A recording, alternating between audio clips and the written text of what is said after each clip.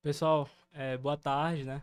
Para vocês que estão assistindo aqui a nossa live. Na verdade, a gente está gravando um pouco antes, mas estamos soltando hoje, no dia 11, véspera da prova da UEPA, às 14 horas no YouTube e outras redes sociais, com o objetivo de trazer uma revisão dos principais assuntos que têm caído em clínica médica, em preventiva, nessa prova que é a prova hoje, talvez a mais importante do nosso estado e também do norte, né? A concorrência a gente sabe que cresce a cada dia, a gente sabe que tem se tornado uma prova com especialidades às vezes muito concorridas, como dermato, psiquiatria. Então é importante a gente estar preparado para o que pode aparecer e para esse tema que é tão importante, né? Tão complexo que é a clínica médica. Então, antes de mais nada, eu vou apresentar. Eu sou o Vitor, eu tranquei minha vaga esse ano na residência para servir um ano na Marinha, que é o serviço militar obrigatório, e aprendi muito, foi um ano muito bom para mim. Consegui abrir a mentoria com o Igor, consegui desenvolver outros projetos que eu tinha em mente, e agora em março vou iniciar minha residência. E estou ao lado aqui de dois professores é, meus que são também inspirações, são grandes referências para mim, que é o Dr. Luciano Assunção e o Dr. Igor. E como eu falei, o objetivo é trazer realmente. Ninguém vai falar de todos os temas possíveis, porque é muita coisa. A gente vai trazer aqui um bate-bola de temas que são importantes, podem parecer, e revisar, né, sempre, para estar preparado para o que pode cair. Isso, aqui a gente não, obviamente a gente não vai tentar acertar a questão que vai cair, mas de uma questão a gente consegue abordar vários outros conceitos, né? Que Sim. com certeza alguma coisa daqui vai cair, porque uma questão dá pra gente aprender muita coisa. Vai começar? Vamos Vamos lá, começar. pessoal. Começar. Pode ir, Vitor. Posso ir? Então, um tema que eu escolhi aqui para comentar, e é um tema que eu reparei que ele caiu, pelo menos mencionado, como seja uma assertiva ou questão, nos últimos 5 anos. Então, todos os últimos 5 anos da prova da UEPA apareceu pelo menos alguma assertiva sobre hanseníase, que é um tema muito importante, né, enfim, no contexto Brasil, mas na nossa região é uma doença importantíssima, que a gente tem que entender alguns conceitos. Então, antes de entrar nas questões, eu vou só trazer alguns conceitos para a gente relembrar. Então, a hanseníase, ela é uma doença infecto-contagiosa crônica, né, porque ela tem um período de incubação longo, né, de 3 a 5 anos, que é desde o momento da infecção até o momento da manifestação de sinais e sintomas. Além disso, conceitos importantes sobre essa doença de epidemiologia. É uma doença que tem uma alta infectividade e uma baixa patogenicidade. Ou seja, uma doença que é muito fácil você se infectar, mas a capacidade de produzir sinais e sintomas, a capacidade de ficar doente, ela é baixa. Né? Geralmente a resposta ela é muito boa, a resposta celular contra a doença. Além disso, é uma doença que implica com alta morbidade e baixa mortalidade, baixa letalidade. Ou seja, alta mortalidade, alta morbidade, porque vai implicar em sequelas neurológicas, em perda de funcionalidade, em perda de realmente capacidade laboral do paciente. Mas, além disso, ela vai ter uma baixa capacidade de levar o paciente ao óbito, por isso baixa mortalidade e baixa letalidade. Tá? É, então, entrando aqui numa questão, que foi a questão trazendo lá de 2020, uma questão de preventiva, a questão 7. Normalmente, as questões de hanseníase têm caído em preventiva. A questão 7 traz uma paciente que é a Joana, 33 anos, que fala que ela está com várias manchas no corpo, queimaduras, inclusive não sentiu a quentura quando cozinhou uma panela, né? Ela não mora com a irmã há 8 anos, mas refere que essa irmã ela tem manchas no corpo e dor intensa no braço há 3 semanas. Então, o que foi observado? 3 lesões em placa de aspecto foveolar, com cerca de 8 centímetros. No braço esquerdo, teve uma lesão eritematosa violácea, edemaciada de 6 centímetros. Além disso, dor à palpação do nervo ulnar. E no abdômen dorso, mais 3 lesões. Então, a gente contou aqui 3 lesões no braço, 3 lesões no dorso e uma lesão ali na região na região das coxas, né? Então, são um total de 7 lesões. Uma classificação importante é a classificação operacional. Então, até 5 lesões a gente classifica como paucibacilar e acima de 5 lesões, multibacilar. Então, aqui a gente já tem de cara uma hanseníase multibacilar, né? Uma classificação importantíssima. Aí, além disso, ele pergunta aqui um pouco sobre reação rancênica e o tratamento, né? Então, sobre a reação rancênica, nós temos dois tipos. A reação rancênica tipo 1 e tipo 2.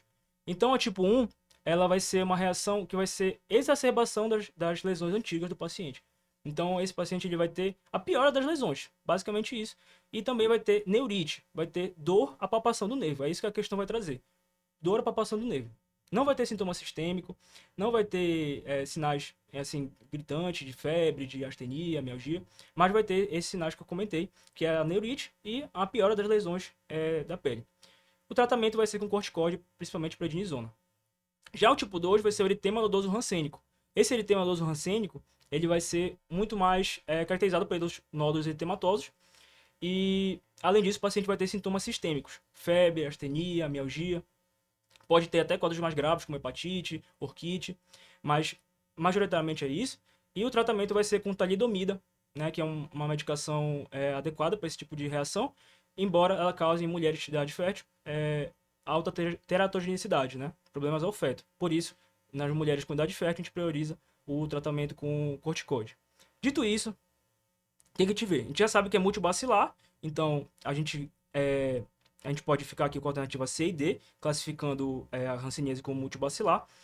A reação rancênica, como ele trouxe a dor à palpação ulnar do nervo ulnar, a gente fica mais pensando em reação rancênica tipo 1, né? Já que o tipo 2 ele não trouxe pra gente febre, não trouxe astenia, não trouxe sintomas sistêmicos. Então a gente pensa mais no tipo 1, neurite, e diante disso a gente inicia a poliquimioterapia multibacilar e trata essa paciente com prednisona, porque justamente o tipo 1 é o tratamento padrão com prednisona, né?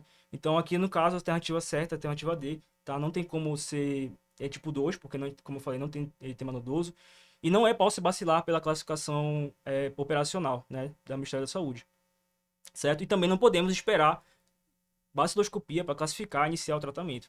Também não é o padrão.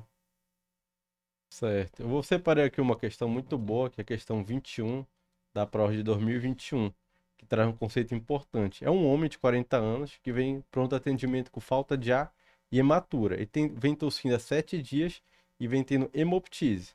Aí começam a dar os exames laboratoriais e a creatina sérica dele passou de 1 para 4,1, né? Então a gente já sabe que ele tem uma lesão renal aguda e hemoptise, tá? E ainda diz aqui, C3, C4 normal e a biópsia renal com proliferação extracapilar na maioria dos glomérulos e marcação linear da membrana basal glomerular. Então vamos por parte. Primeiro, ele tem hemoptise e lesão renal. Então ele tem uma síndrome pulmão-rim. Quando a gente pensa numa síndrome pulmão-rim, o que ele quer que a gente pense? Ou infecção ou é autoimune, tá? Se ele tá te dando C3, C4, ele já quer que tu pense que é alguma coisa autoimune, então não é infeccioso. Da causa infecciosa, a gente pensa logo em leptospirose, a gente não pensa aqui quem não fala nada de enchente, não fala de febre. Beleza, uma síndrome pulmão-rim de etiologia autoimune. E aí a gente vai ter que dividir em 2 grupos. As que consomem complemento e as que não consomem complemento. Quais são as síndromes pulmão-rim que consomem complemento? Principalmente as colagenosas. Então a gente está falando do lúpus. As síndromes pulmão-rim que não consomem complemento, a gente pensa mais nas vasculites, principalmente as vasculites ANCA associadas, tá bom? Mas aqui te dá um dado muito importante, que é a biópsia renal. E a biópsia renal, ele elucida muito essa questão pra gente. Na biópsia, a gente tem basicamente 3 padrões que a gente pode encontrar, tá bom? O padrão granular. O que é o padrão granular? É quando a gente tem o depósito de imunocomplexos ali. Quando a gente vê padrão granular, ele está querendo dizer que é por imunocomplexo. Aí tu pensa principalmente no lúpus, tá bom? O padrão linear, o que é o padrão linear? É toda a membrana tá preenchida por anticorpo. E só tem basicamente uma doença que faz isso, que é a doença antimembrana basal glomerular, que é a doença de Goodpasture, que é uma causa de síndrome pulmão-rim. E quando a gente não tem nenhum anticorpo sendo depositado na membrana basal, significa o quê? Que a lesão não é por imunocomplexo, é por inflamação. Então, o que a gente chama de padrão pauci-imune, não tem anticorpo, tem inflamação do vaso, que são as vasculites. Então, parece complexo, mas é só a gente dividir nesses 3 grandes grupos. Padrão granular é lúpus, padrão linear, doença de Goodpasture, padrão pauci-imune, vasculite. E aqui ele fala, marcação linear da membrana basal. Síndrome pulmão-rim com marcação linear da membrana basal é doença de Goodpasture ou doença antimembrana basal glomerular. Então aqui seria a letra C. Engraçado, né, Igor? Rapidamente progressiva é um assunto que cai todo ano, né? Toda prova a gente espera. Assim como rapidamente progressiva, pneumonia é um assunto que cai toda vez na UEPA, quando a gente revisou as provas. Falando nisso, bora lá. Em 2022, na questão 24, caiu uma questão de PAC. Bem diretona. Ele quer saber na abordagem da pneumonia bacteriana no departamento de emergência. O que pode ser recomendado? A gente vai ler ao contrário. A gente vai começar da E e vai para A. A alternativa é prescrever corticóide endovenoso em paciente com pneumonia grave, mesmo na ausência de choque refratário. A gente sabe que não, né? O que a gente faz é prescrever corticóide apenas no paciente com choque refratário. Apesar de ser o assunto ser pneumonia grave, essa indicação, na verdade, é transbordado da sepse, né? O guideline da brasileira de pneumonia, de 2018, até falava para usar corticoide na pneumonia grave. Porém, o guideline americano da IDSA-ATS fala que corticoide é apenas no choque séptico refratário, tá? Beleza, bora continuar. Letra D. Em razão da alta prevalência de infecção por Mycobacterium tuberculose no Brasil, a prescrição de quinolona respiratória deve ser a primeira opção? Não. Pessoal, aqui tem muita tuberculose, uma tuberculose pulmonar. E a gente sabe que quando a gente prescreve quinolona, pode esconder um quadro de tuberculose pulmonar. Então, para pneumonia adquirida na comunidade, a gente tem preferência por outras classes de antibióticos, como a cefalosporina de modo geral, ou amoxicilina com uma penicilina, tá? Então a gente evita fazer quinolona, principalmente por causa da tuberculose no Brasil e também pelos seus efeitos adversos. Agora, bora para a letra C. Prescrever antibiótico terapia para pneumonias não complicadas por pelo menos 10 dias? Não. Pneumonia não tem por que prescrever mais de 10 dias. Geralmente, aqueles pacientes com PAC que ficam na comunidade sendo tratados, a gente faz 5 a 7 dias, a gente não passa disso. Nos pacientes que internam, são 7 a 10 dias no máximo. Então, alternativa errada. Letra B. O score de CUB-65 para predizer o risco de paciente necessitar de suporte de ventilação mecânica, a gente sabe que está errado. Bora revisar os scores que a gente faz na pneumonia adquirida na comunidade. Para predizer se o paciente ele fica em casa ou ele interna, a gente tem 3 scores principais, que é o CRB-65, o CUB-65 e o PORT-PSI. Agora, para predizer se o paciente, aquele que interna, vai para a UTI ou não, se ele vai precisar de suporte de ventilação mecânica, é o score IDSA-ATS. Então, tá errado. Agora, bora para a letra E, que foi colocado como uma certa. Solicitar radiografia de tórax para doentes que não tenham contraindicações à radiação. Beleza, a gente sabe, apesar de ter o costume de falar que pneumonia basta ser clínico diagnóstico, em tese é preciso de um exame de imagem. Então o paciente precisa de um exame de imagem para ter o diagnóstico. Contraindicação para radiação, eu acho que é algo, né, meio discutível aí. Se o paciente precisa de um raio-x, ele vai fazer, né? Mas essa ficou como certo, acredito que seja, dentro dessa alternativa, né, acho que acredito que seja melhor. E esse negócio de tempo de tratamento na pneumonia, né, era para botar um aviso no hospital, porque a gente cansa de ver, às vezes, tá D14 de meropenem, D16 de... A gente sabe, né? Não tem para que fazer mais de 2 semanas de tratamento na pneumonia. Uhum. E o cara é de boa, né, podendo estar tomando um remédio em casa. E esse comentário que fizeste agora, ele é muito verdade, né? Eu tava revisando as questões e muitas delas não tem a resposta, aquela resposta que é indubitável. É a melhor resposta, ou então, às vezes tem até uma dúvida, mas tu aceita ali, tu consegue contornar, não, beleza, dá pra ficar com essa, porque as outras não dá de jeito nenhum. Sim. Nem sempre, isso é muito pra prova, né? A gente não pode tentar querer o perfeccionismo, o preciosismo, mas sim tentar acertar a questão conforme Sim. o dado clínico, sem fosforilar muito, sem pensar muito além do que Não pode anunciado. brigar com a questão, Não pode né? brigar com a questão, Tem que exatamente. aceitar. Uma questão aqui que eu vou comentar sobre estudos epidemiológicos, né? Um tema que todo ano caiu. Esse tema, sim, ele todo ano cai, não só na UEPA, mas em todas as provas de residência. A gente tem que dominar isso, entender tanto a parte de classificação do estudo, quanto a parte de medidas de associação. A UEPA não cobra tanto as medidas de associação, né? O cálculo de risco relativo, o cálculo de odds ratio, ela cobra mais a classificação do estudo.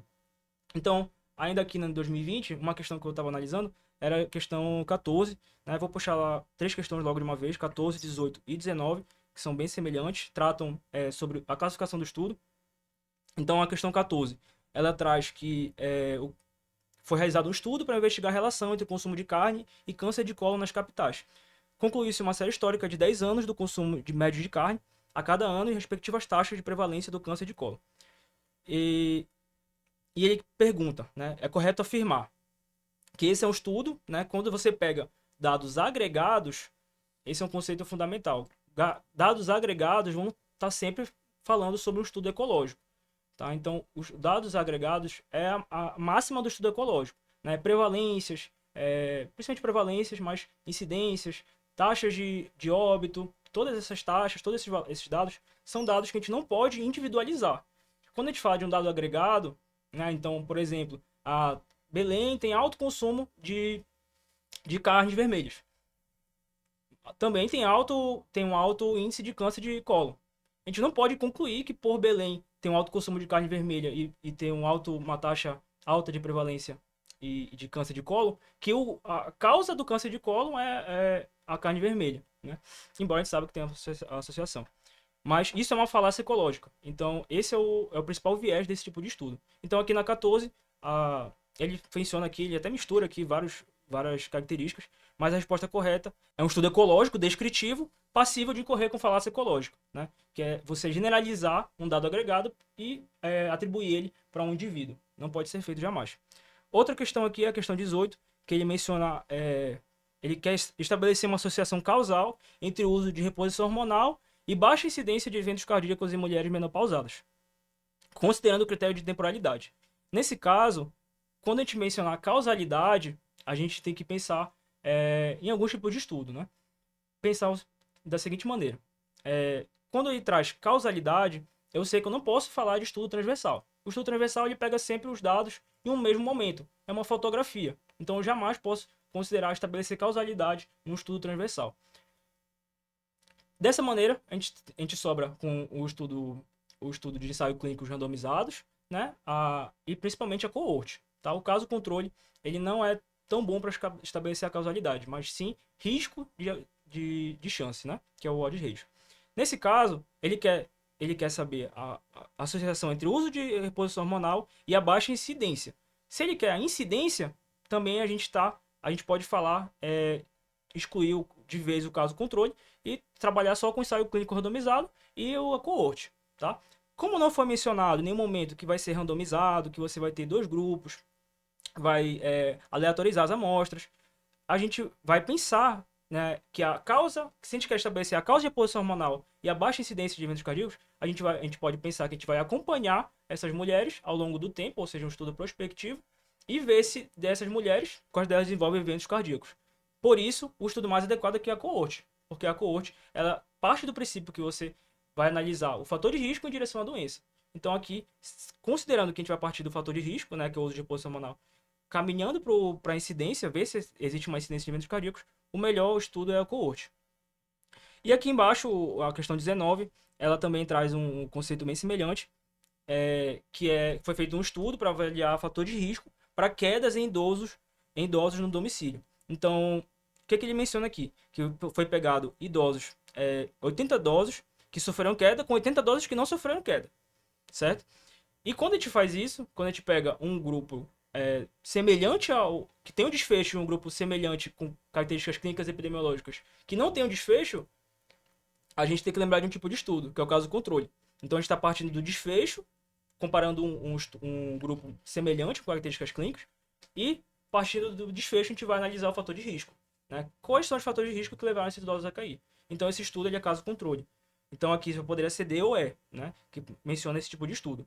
E na D a gente fala aqui que o caso controle, a medida de associação indicada para avaliar é a relação, é o risco relativo. Não tem como, porque o risco relativo ele vai avaliar a incidência. A medida de associação adequada para o caso controle vai ser o odds ratio, que está mencionado aqui na letra E. Vou comentar aqui uma questão, que é a questão 25 de 2021, que ela já faz um link com outra questão de 2024, que eles abordam muito a questão de metabolismo do cálcio. Então, qual é a questão? É um homem de 56 anos que foi detectado uma hipercalcemia de 12. E aí fizeram outros exames que mostraram o quê? Fósforo baixo, uma hipofosfatemia, um PTH baixo e a vitamina D baixa. Isso que tu precisa saber. Aí diz que o AMP cíclico, o urinário está aumentado, mas isso aí não é relevante para a questão. Então, questão de hipercalcemia. Primeira coisa que tu tem que saber, é uma hipercalcemia. Qual é o próximo exame que tu vai pedir? PTH. Porque aí tu vai dividir em dois grandes grupos. Hipercalcemia PTH dependente, PTH independente. Hipercalcemia PTH dependente, tu pensa em três coisas. Os hiperparatireoidismos, tanto primário, secundário, terciário. A hipercalcemia hipocalciúrica familiar e intoxicação pelo lítio. Então, hipercalcemia com PTH alto, um desses três. E a hipercalcemia com PTH baixo, aí tu pensa em uma das duas coisas. Ou é câncer, neoplasia, ou é alguma doença granulomatosa. Por quê? Porque no câncer, tu pode ter o aumento do cálcio. Por quê? Pela produção do PTH-RP ou pela lesão lítica. Esses dois mecanismos vão fazer o cálcio aumentar, tá bom? E o PTH-RP, lembrar que não é dosado, ele não é aferido no sangue, ele é diferente do PTH que a gente dosa, tá? Então, ou é câncer ou é doença granulomatosa. Doença granulomatosa é o quê? Ou é sarcoidose, ou é granulomatose com poliangeite, que é a antigo Wegener, ou é tuberculose. Então, PTH dependente, uma dessas três. PTH independente, ou é produção de PTH-RP, ou lesão lítica, ou doença granulomatosa. Então, vamos voltar para a questão. É um paciente que tem o cálcio alto com PTH diminuído e a vitamina D diminuída. Então, letra A, o mais provável é sarcoidose. Beleza, sarcoidose vai ter o PTH baixo? Vai, mas a vitamina D estaria aumentada, porque é uma doença granulomatosa que vai ter ativação da vitamina D. Então, tá errado. Intoxicação por vitamina D, aumenta cálcio? Aumenta. Mas aqui diz, a vitamina D tá normal, então a gente exclui. Síndrome poliglandular autoimune tipo 1. Poliglandular autoimune tipo 1 é hipoparatireoidismo, tá? Não é hiperpara. É hipopara, que é doença de Addison, hipopara e candidíase. Letra D, hiperplasia das paratireoides. Hiperplasia seria hiperpara, né? Seria uma hipercalcemia PTH dependente, PTH aumentado. E aqui o PTH tá diminuído. E a letra E, tumor produtor de PTH-RP. Então é o que bate, né? É um paciente com hipercalcemia, com PTH baixo, tá bom? E a vitamina D também baixa, tá bom, pessoal? Então é muito importante. Hipercalcemia, qual é o próximo exame? PTH. E é justamente a questão de 2024. Ele só perguntava isso. Era um homem com hipercalcemia e perguntava qual é o próximo exame que você vai pedir? E a resposta era simples, PTH. Pronto. Já mataram duas questões com essas informações. Então bora lá, né? Mudar uma questão um pouquinho mais fácil, né? Vou falar de cistite. Essa questão é bem direta. Quer saber que segundo o guideline brasileiro da Sociedade de GO, Patologia Clínica e Infectologia, desculpa, é uma questão de 2022, questão 36, galera, de cistite. Então bora lá. É que segundo esse guideline de cistite de 2020, ele quer saber que antibióticos a gente pode utilizar. Para cistite, a gente tem 3 antibióticos indicados, que é Bactrim, que é sulfamethoxazol com trimetoprim, nitrofurantoína e fosfomicina. Porém, apesar de ter 3 indicações, no Brasil a gente evita o Bactrim, o sulfamethoxazol com trimetoprima. Por quê? A resistência de E. coli no Brasil é mais que 20%. Então a gente não utiliza as cegas, mas pode utilizar baseado no antibiograma. Mas se for tratar uma mulher com cistite não complicada, não grávida, no Brasil, fosfomicina e nitrofurantoína. Bactrim a gente não usa no Brasil pelo alto nível de resistência da E. coli. Aqui uma questão, assim, de prática, né? Mas que muitas vezes a gente não tem noção por conta de realmente não ter vivenciado ainda. Então, eu até separei esse assunto para comentar também mais a fundo, né? Que é sobre os sistemas de informação. Dentro dele, a gente tem um sistema de informações sobre mortalidade e dentro dele declaração de óbito. Então, uma questão aqui, assim, comum na prática, mas que como a maioria das pessoas que fazem não ainda tiveram uma prática tão grande, a gente acaba tendo dificuldade. Então, só relembrar, né, que a declaração de óbito é o documento base do Sistema de Informação sobre Mortalidade, né, o SIM. Essa declaração de óbito, ela é emitida em 3 vias, né? Ela tem sempre uma função jurídica e uma função epidemiológica. Né? A função jurídica ali, o paciente vai ser sepultado, e a função epidemiológica para identificar, poxa, quais as causas que levaram o paciente ao óbito, depois fazer uma análise epidemiológica mais sucinta, né? Enfim, sobre esse preenchimento, a gente vai sempre preencher conforme a causa terminal, 2 causas intermediárias, causa intermediária 1, causa intermediária 2, uma causa base. Tá? E por fim a gente tem mais embaixo as causas que são contribuintes. tanto causa contribuinte 1 ou causa contribuinte 2. Conceito importante. Jamais escrever parada cardiorrespiratória em causa terminal. Parada cardiorrespiratória, disfunção múltipla de órgãos, esses conceitos são abolidos, né? Porque não contribuem nada com a análise epidemiológica. Então, aqui, nessa questão 7, perdão, da prova de 2022, foi uma questão que trouxe sobre a declaração de óbito, tá? Mas também a gente teve outras questões que falaram sobre o sistema de informação. Eu vou comentar posteriormente. Mas aqui sobre ela, ele traz um paciente diabético, com insuficiência renal crônica, que foi trazido ao pronto-socorro com confusão mental, agitação psicomotora súbita, sem febre e sem evacuar há 4 dias, com dor abdominal e sangue nas fezes. Familiar relata história pregressa de doença diverticular, diagnosticada em colonoscopia de rotina. Ou seja, uma doença que ele tem aqui é doença verticular. Isso aqui foi um dado que foi trazido. Ele foi internado e iniciou antibiótico em volume controlado para IRC.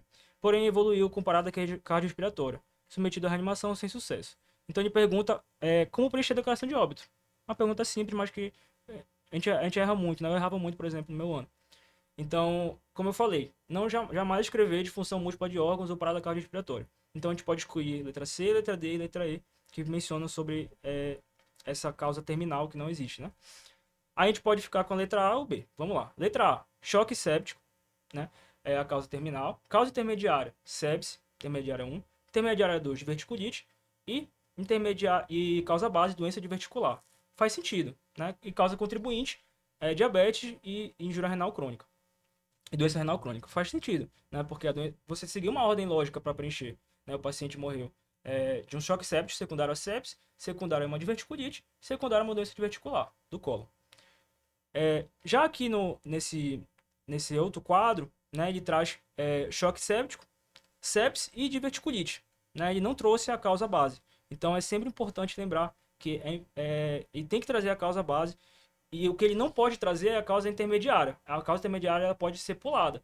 Então a gente pode preencher a causa terminal, a causa intermediária 1 e pular, não deixar um espaço vazio, mas pular a causa intermediária 2 e colocar a causa base.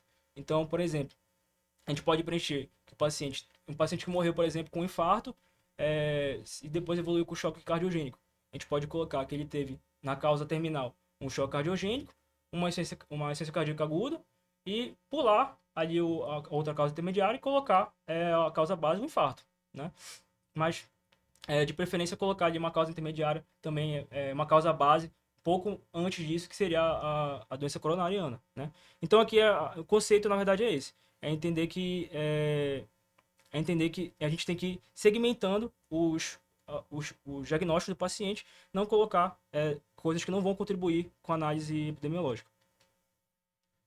Vitor, não sei tu, mas até hoje, quando vou preencher uma DO, eu morro de medo, cara. Isso é sério, de errar Eu preenchi poucas vezes, né? e a DO voltar, mas é isso, pessoal. Revisem bem antes de preencher uma, tá? Uma dica. Revisa o endereço do paciente, do a paciente. idade, porque qualquer coisa volta. Certo. Eu separei uma questão aqui que é a 32 de 2021, de um tema que o Luciano tem raiva, endocardite. Adoro. Doença top. Endocardite. Pessoal, sempre quando cai endocardite, a gente quer abordar algumas coisas que são bem batidas. Agente etiológico, temporalidade, critérios maiores, critérios menores, tratamento. Basicamente, não foge muito disso aí, tá bom? Então, vamos ler a questão para a gente aprender com as alternativas. Em relação à endocardite, assinale a alternativa correta. Letra A. Os nódulos de Osler e as manchas de Roux são critérios maiores para o diagnóstico? Não. Esses são os critérios menores para o diagnóstico, né? A gente sabe que esses critérios são fenômenos imunológicos, né? Junto com o fator reumatoide, os nódulos de Osler, a mancha de Roux, são as manchas visualizadas no fundo de olho, o nódulo de Osler são aqueles nódulos violáceos que são vistos mais nos quirodáctilos, e são fenômenos imunológicos, tá bom? Então, critério menores entre os imunológicos e os vasculares, tá bom? O que são fenômenos vasculares? São as embolias, principalmente a embolia cética por pulmão, abscesso cerebral, abscesso esplênico, aneurisma micótico, então, tudo isso são critérios menores, tá bom? O que são critérios maiores? São mais a hemocultura positiva. Quando a gente fala hemocultura positiva com micro-organismo típico de endocardite, como Staphylococcus aureus, tá bom? Isso aí tudo é critério maior. Uma alteração no eco, como um abscesso, vegetação, pode ser tanto no eco quanto na tomografia. Então, maior são coisas que tu bate o olho e fala, pô, isso aqui não tem como ser outra coisa que não seja endocardite. Até tem, mas a chance é muito pouco. E os critérios menores são esses mais secundários. A febre entra como menor, as manchas de Janeway, que são fenômenos vasculares, e como a gente já falou, os fenômenos imunológicos, tá? Então, letra A tá errado por quê? Nó de Osler, mancha de Roux, lembrar que mancha de Roux é no olho, tá bom? São critério maior? Não, é critério menor. Letra B. No usuário de droga injetável, a válvula tricúspide é a mais acometida, o Staphylo aureus é o agente etiológico mais comum. Essa aí, ela é intuitiva, né? Isso aí é autoexplicativo. Então, paciente que usa droga injetável, por si só, já é um fator de risco para endocardite. Fora isso, ele é um fator de risco para endocardite, principalmente de câmara direita, tá bom? E associado a isso, quando ele faz endocardite de câmara direita, o principal bicho é o Staphylococcus aureus, tá bom? Então, lembra essas três associações: droga, Staphylococcus aureus, tricúspide, tá bom? Então a letra B tá certa. Letra C. O tratamento de endocardite subaguda da válvula nativa é feito com vancomicina e oxacilina por 4 semanas. Aqui nem precisava saber se é válvula protética, se é nativa, se é aguda, subaguda. Tu vai fazer um tratamento com vancomicina e oxacilina? Não tem sentido nenhum, né? Os dois estão pegando o Staphylococcus aureus. O que muda é que a oxa pega o Staphylo aureus medicina sensível e a vanco medicina resistente. Não tem sentido tu fazer os dois, tá bom? Letra D. O eco transesofágico de fácil realização e acesso deve ser realizado em todos os pacientes. Já começa porque o eco transesofágico não é de fácil realização, né? Ele tem que ser, o paciente tem que ser sedado, tá bom? E deve ser realizado em todos os pacientes. Primeiro que nem todo serviço vai ter disponível, né? Mas a gente sabe que o eco transesofágico, ele precisa de sedação. E quando é que a gente prefere ele?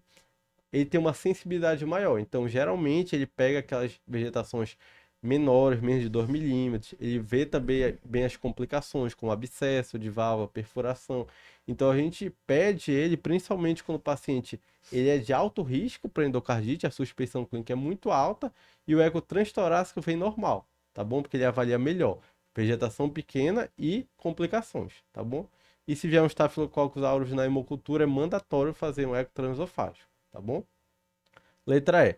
Nos pacientes com endocardite fúngica, com grandes vegetações, não há necessidade de tratamento cirúrgico. Ele fala que na maioria dos pacientes que têm endocardite fúngica, você não vai precisar de cirurgia. Não. A endocardite fúngica, ela geralmente é uma vegetação maior e uma vegetação que emboliza mais. Ou seja, é uma endocardite que complica muito mais que a bacteriana. Então, geralmente, a endocardite fúngica, pela vegetação ser grande, o tratamento vai ser mais cirúrgico do que a bacteriana. Então, bora continuar aqui. Para outra doença que eu também gosto de discutir, né? Endocardite, acho uma doença super interessante, que agora é colite pseudomembranosa, na prova de 2020, questão número 37, tá? Resumidamente, um paciente com pé diabético infectado, usando ceftriaxona e clindamicina, e tá com febre e tá com diarreia aquosa, tá? Foi levantada a hipótese de colite pseudomembranosa e foi questionado que exame a gente vai pedir para dar o diagnóstico. Aí bora começar com a letra A, parasitológico de fezes. Eu acho que não, né, galera? Uma doença bacteriana vai pedir parasitológico. Bora pular B. C, cápsula endoscópica. Acho que não tem muita relação para pesquisar doenças infecciosas. Faz muito sentido, não. Letra D, calprotectina fecal. Calprotectina fecal é um marcador nas fezes que vai dizer que se alguma infecção, alguma inflamação ou infecção no intestino. Então é um achado inespecífico, não ajudaria no diagnóstico aqui. Letra E, reação de Vidal. Reação de Vidal é um teste que não se faz mais, tá? Era utilizado antigamente para febre tifoide, hoje o Ministério da Saúde não indica mais sua realização. Então a gente fica com letra B, pesquisa de toxina A e B. Agora dar uma pequena relembrada na colite pseudomembranosa. A colite pseudomembranosa é uma das principais causas de diarreias hospitalares. Geralmente o paciente abre uma clínica de uma diarreia aquosa. Beleza, mas quais são esses pacientes? Geralmente são os pacientes hospitalizados, que estão em internação prolongada, idosos e também usaram antibiótico. Os antibióticos têm 4 classes principais: as penicilinas, as cefalosporinas, a clindamicina e as quinolonas. Beleza, mas como é que a gente vai de fato dar esse diagnóstico? A gente tem 2 grupos de exames. Os exames que vai identificar a bactéria, né, que a bactéria é o Clostridium difficile, atualmente chamado de Clostridium difficile. Então, tem um teste que vai identificar a bactéria sendo o GDH ou o NAAT. O GDH é como se fosse um pedaço da bactéria, é um antígeno. O NAAT é como se fosse um pedaço do material genético do Clostridioides. E o outro grupo de exames é a toxina. Então, o primeiro grupo, que é o GDH e o NAAT, ele é pedido para ver se a bactéria está naquele paciente. Só que o fato da bactéria estar lá pode ser apenas colonização, como pode ser infecção. Então, se vier um GDH positivo, se vier um NAAT positivo, quer dizer que o paciente tem aquela bactéria. Aí vem a segunda pergunta: essa bactéria causa ou não doença? Para saber se causa doença ou não, eu vou pedir a toxina A e B, porque se tiver um pedaço da bactéria e tiver toxina, porque aquela bactéria está morando no paciente e aquela bactéria causa doença. A partir do momento que a gente dá o diagnóstico, a gente tem que tratar. O tratamento de primeira escolha é utilizado a fidaxomicina, que é um antibiótico que a gente não tem disponível, é um macrolídeo. Então a gente acaba usando vancomicina VO. A ampola a gente quebra, dilui em água, o paciente bebe, tá? Se caso, por exemplo, não tenha disponível nem a vancomicina VO ou a fidaxomicina, a opção é metronidazol VO, mas só uma opção alternativa. Naqueles pacientes com colite pseudomembranosa fulminante, chocado, com megacolon tóxico, o esquema pode ser um pouquinho diferente. A gente faz vancomicina VO com metronidazol EV. Então a resposta certa é pesquisa de toxina A e B, porque faz parte da investigação junto com um pedaço da bactéria, seja o GDH ou seja o NAT. É um tema que é importantíssimo, né? Na prova de preventiva, mas também em clínica médica e pediatria também, imunizações. Então aqui, revisando a questão 100 da prova de 2021, trouxe algumas assertivas, né, sobre imunizações, importante aqui de relembrar. Então, sobre o que é proposto pela Sociedade Brasileira de Pediatria, quanto a BCG, né, uma vacina importantíssima e aplicada na criança. A assertiva 1 ele fala que deve ser aplicada em dose única o mais precocemente possível, né? Então, correto, ela é aplicada em dose única, logo ao nascer, junto com a hepatite B. Lembrar que ela previne contra as formas graves de tuberculose, tá? Forma miliar e a tuberculose meninge. A assertiva 2 deve-se revacinar crianças que não apresentam cicatriz no local após 6 meses. Então, hoje não tem mais esse conceito, a gente faz só uma aplicação de BCG e acabou. A outra aplicabilidade é o que eu vou falar agora, a assertiva 3. Né? Comunicantes domiciliares de hanseníase, independente da forma clínica, podem receber uma segunda dose da vacina BCG. Então, isso aqui está correto. Tá? Quando a gente vai investigar o paciente, os contatos íntimos do paciente com hanseníase, uma vez descartado, obviamente, a doença, né? Depois de um exame dermatoneurológico extenso, a gente pode indicar a aplicação de uma dose de BCG se o paciente não tem nenhuma cicatriz ou se ele tem uma cicatriz. Então essas são as indicações da BCG ali fora do contexto neonatal, né? Ou seja, a assertiva 3 está correta. Em recém-nascidos, filhos de mãe que usaram imunossupressores na gestação ou com história familiar de imunossupressão, a vacinação poderá ser adiada ou contraindicada. Também está correto. Lembrar que a BCG é uma vacina de vírus vivo, né? Uma das vacinas daquele pneumônico lá, que a gente tem que lembrar, né? Que inclui a BCG, a vacina da varicela, enfim. Além disso, ela pode ser aplicada em todo recém-nascido com peso de nascimento superior a 2,5 quilos, né? No caso dos 2.500 gramas. Na verdade é 2 quilos, né? É 2.000 gramas. Então aqui a alternativa 5 está errada. Aí a gente ficaria com a assertiva A, né? Que fala sobre a 1, a 3 e a 4.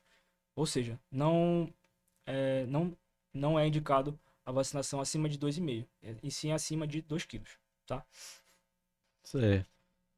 Eu separei aqui uma questão que ela é bem curta, mas ela bate alguns pontos-chave que pode aparecer em outras questões, que é a questão 33 de 2021, que fala assim: dentre os marcadores abaixo, o que deve estar obrigatoriamente presente no lúpus induzido por drogas é. Então, uma questão que ele quer saber é o quê? Tu sabe a relação do anticorpo com a correlação clínica?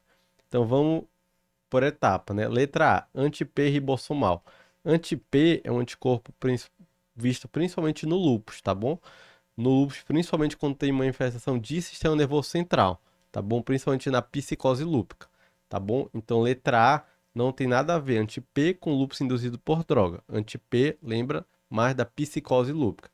Anti-Ro. Anti-Ro tem a ver com lúpus induzido por droga? Não. Anti-Ro é da síndrome de Sjögren, tá bom? Então, anti-Ro é síndrome de Sjögren. Tem outras duas associações que eu quero que tu guarde do anti-Ro, que é a fotossensibilidade e o bloqueio cardíaco congênito, tá bom? Então, lúpus neonatal, que tem associação com o bloqueio cardíaco congênito, o culpado é o anti-Ro, tá bom? Tem que guardar isso. Letra C, anti-DNA. Não, anti-DNA é batido, né? Qual a associação do anti-DNA? É com nefrite lúpica, tá bom? Letra D, antistona. Sim. Então, lúpus induzido por drogas, a associação do anticorpo é com o antistona. E quais são essas drogas? Principalmente procainamida, hidroclorotiazida, minociclina, fenitoína, tá bom? Então, lúpus induzido por drogas é antistona. E letra E, anticoagulante lúpico. Não, anticoagulante lúpico é de outra doença, que é a síndrome do anticorpo antifosfolipídio, né? Junto com os outros dois anticorpos, anticoagulante lúpico, anticardiolipina e anti-beta-2-glicoproteína 1, a gente fala que são os anticorpos da SAF. Esses três que conferem a morbidade gestacional, né, que são os abortamentos de repetição, e as tromboses, seja vascular, né, seja venosa ou trombose arterial. Então aqui seria a letra D, antistona. Outra questão aqui sobre o estudo epidemiológico, né? Como falei, ele vai trazer sempre a pedir a classificação, né? Sem muito cálculo. E traz mais cálculo na parte de testes diagnósticos. Então, aqui na questão 6 de 2022, ele dá um floreio aqui gigante, mas se a gente pegar só o início, a gente consegue entender. Menciona, né? Introduz que a atividade física tem um efeito muito positivo e a prática esportiva está associada a um risco maior de lesões no futebol profissional. Isso daí é um conceito que todo mundo sabe, né? O objetivo do estudo foi investigar a incidência, então de novo a palavra incidência, de lesões em atletas do sexo masculino que competem em campeonatos regionais de futebol. E o objetivo secundário foi determinar a prevalência. Então, se o objetivo é avaliar a incidência em atleta de futebol, a gente tem que acompanhar o paciente, acompanhar o atleta de futebol. Justamente porque eu estou partindo que ele ainda não tem lesão, ele vai jogar e depois vai ter uma incidência ali de lesões que vai ser avaliado. E o método foi um estudo prospectivo, trazendo incidência, avaliando incidência e prevalência de lesões por meio de um questionário ali adaptado. Então, de novo, prospectivo, avaliar a incidência. E partindo do fator de risco, ainda não tem o desfecho, o único estudo possível aqui só pode ser o estudo de coorte, né? Porque é um estudo que vai acompanhar esses pacientes. Depois ele fala aqui dos resultados, tudo mais, mas a intenção é identificar a incidência das lesões e por isso é um estudo que vai partir do fator de risco do paciente sem desfecho até ele evoluir com o desfecho, né? Então você pega geralmente dois grupos semelhantes, igual caso do controle, com características semelhantes e acompanha os dois grupos para ver o desenvolvimento do desfecho. Ou seja, da alternativa D, né? Pegar aqui a questão 34 de 2021, que é uma questão boa de derrame pleural. Então, um paciente de 25 anos está em investigação de derrame pleural e ele pergunta qual das alternativas abaixo que é coincidente ou condizente com o exudato. E basicamente a questão ela aborda os critérios de Light, tá bom? Os critérios de Light tem que saber para a prova. Por quê? Porque são critérios muito validados para diferenciar um exudato de um transudato, tá bom? Então, quais são os critérios de Light? Primeiro, tu tem que saber duas coisas: o DHL do líquido pleural e a proteína do líquido pleural. E junto com isso, tu tem que saber o DHL sérico e a proteína sérica. E aí tu começa a fazer as relações. Uma coisa que muita gente confunde: qual vem primeiro, o sérico ou o pleural? Primeiro sempre é o pleural. Lembra que tu quer tá fazendo análise do líquido pleural. Então primeiro sempre é o pleural. Então primeira relação: proteína do líquido pleural sobre proteína sérica maior que 0,5, maior que meio. Segundo item, DHL do líquido pleural sobre DHL sérico maior que 0,6, tá? Ou DHL do líquido pleural maior que 2/3 o limite superior sérico, tá bom? Maior que 2/3 o valor sérico, tá bom? Então, se tiver um desses três, ou fechar critério da proteína, ou do DHL, ou do DHL do líquido pleural maior que 2/3, qualquer um desses já configura como exudato, tá bom? Então, lembrar, DHL do líquido pleural sobre DHL sérico maior que 0,6, proteína do líquido pleural sobre proteína sérica maior que 0,5, ou DHE do líquido pleural maior que 2/3 o valor sérico, tá bom? E aí, começaram a criticar o Light, né? Depois de todo o trabalho que ele teve, né, de fazer os Coitado. critérios, aí o pessoal muito ingrato, né? Começaram, pô, Sacanagem. esses critérios são ruins porque sempre tem que dosar o sérico, tem que dosar e comparar, e aí surgiram alguns critérios que só basta tu dosar no líquido pleural, para dizer que é exudato ou não. Então surgiram os critérios de Light, que dizem Light modificados, que você faz a dosagem só do líquido pleural. E quais são esses critérios? Quando você tem um colesterol do líquido pleural maior que 55 ou uma proteína total no líquido pleural maior que 3, tá bom? Então esses seriam os critérios de Light que avaliariam só o líquido pleural e não levariam em conta o nível sérico, tá bom? Falando ainda de derrame pleural, uma coisa que tem que saber também. Quando a suspeita é de derrame pleural por tuberculose, tem um exame que tem que saber que tem que pedir, que é o ADA, tá bom? Adenosina deaminase. Então, derrame pleural de etiologia tuberculosa, tem que pensar no ADA. E se está pensando em malignidade, tem que pedir citologia oncótica, tá bom? Então, ADA e citologia oncótica é importante, tem que pedir. E lembrando, né, pesquisa para BART e baixa acurácia, né, para pesquisa do micobactério no derrame pleural. Beleza, agora uma questão complicada, galera. Hiponatremia. Vamos lá. Questão de 2023, número 28, hiponatremia e Ciades. Então, um paciente com 41 anos, homem com diagnóstico recente de tuberculose. Aqui fala que ele foi levado à emergência com quadro de sonolência, náusea, vômitos e que, importante, não há evidências clínicas de depressão de volume, ou seja, ele está euvolêmico. Na avaliação laboratorial, fala que está com sódio de 125, ou seja, o paciente tem hiponatremia.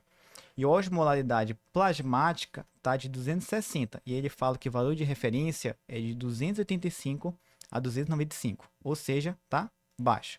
Então, a gente tem uma hiponatremia hipotônica, ou seja, a gente tem uma hiponatremia verdadeira.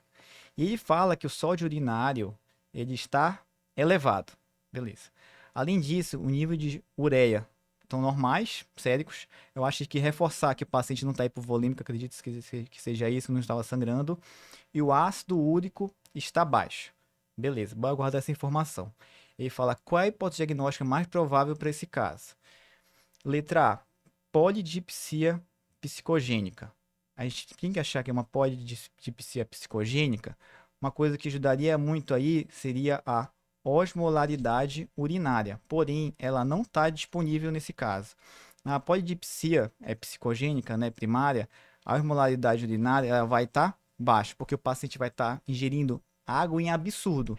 Então o que o rim quer fazer? Ele quer eliminar a água. Então a urina fica extremamente diluída e se tivesse uma osmolaridade urinária baixa, ele falaria a favor de polidipsia primária, mas a gente não tem esse dado aqui. Só que o que ele fala é que o sódio urinário do paciente ele está alto. Na polidipsia primária, eu já falei que o paciente ingere muita água, então a urina vai estar diluída. Então isso vai diluir o sódio urinário. Então na polidipsia primária, psicogênica, o sódio urinário está baixo. Então, questão errada. Letra B, diabetes insípidos. Já errou, né? No diabetes insípidos, o paciente perde água. Se ele perde água, ele faz hipernatremia, não é hiponatremia. Bora pular C. Letra D, doença de Addison, ou seja, uma insuficiência adrenal primária. A gente sabe que na doença de Addison o paciente vai estar com volemia baixa, vai estar hipovolêmico. E na questão ele deixa claro que o paciente está euvolêmico, então já sai a doença de Addison. Letra E, hipotireoidismo central. Bora dar uma pausa. Bora voltar para a letra C. A letra C fala CIAD. Poderia ser CIAD, o paciente tem algum fator para fazer CIAD?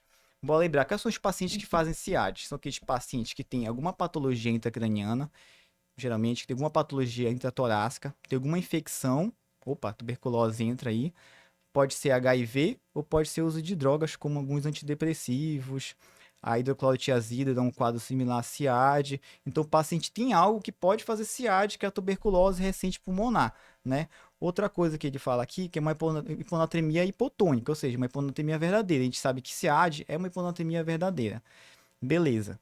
E o paciente, eu falei 1000 vezes que ele está euvolêmico. Na CIAD não tem alteração da volemia. Lembra que CIAD é alteração pura do ADH. O paciente não tem alteração da aldosterona.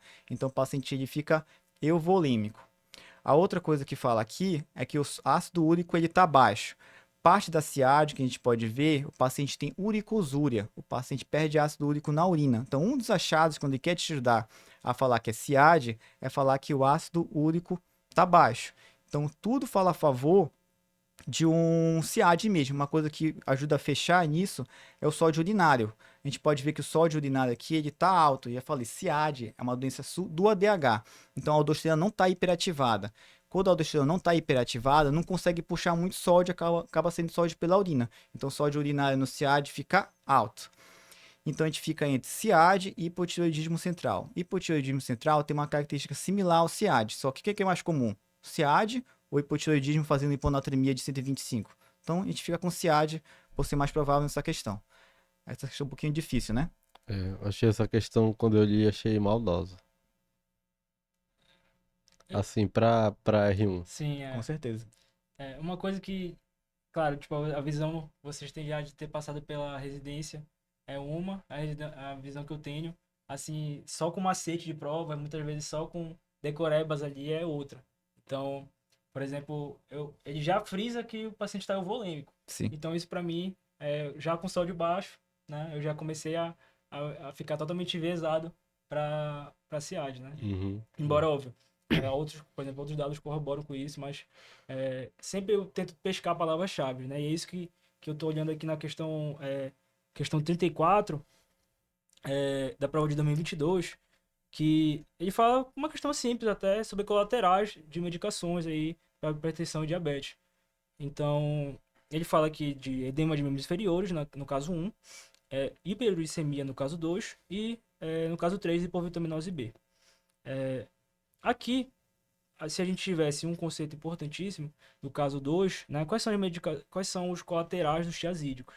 Então, uma forma que eu uso para decorar os colaterais dos tiazídicos é o hipo, aí eu lembro que hipo, vou na cama, que é volemia, natremia, calemia e magnesemia. Esse é o macete que eu uso. E para decorar o que fica hiper, né? Eu uso o hiperglu, que é glicemia, lipidemia e uricemia. Então, com esse pequeno macete, você já mata a questão inteira. Porque o único tiazídico aqui que é do caso 2 é a letra A, hidroclorotiazida. Né? E a gente lembra, o onodipino, né, que é um bloqueador de canal de cálcio, ele pode causar efeito clássico, né, edema de membros inferiores. Pode causar também, principalmente os não dihidropiridínicos, podem causar bloqueios, né, do nódo atrioventricular, enfim, principalmente verapamil e otiazem, mas o onodipino é um efeito clássico, edema de membro inferior. E a hipovitaminose B também é um efeito bem comum da metformina. Comum não, né? Bem classicamente associado à metformina. Acho que quando a gente pensa em deficiência de B12, né, e medicações, a gente pensa, na minha cabeça vem 3 de cara, assim, que é metformina, o meprazol, né, os IBPs e os antiácidos de modo geral, né? Acho que para decorar para a prova são esses 3. Uhum.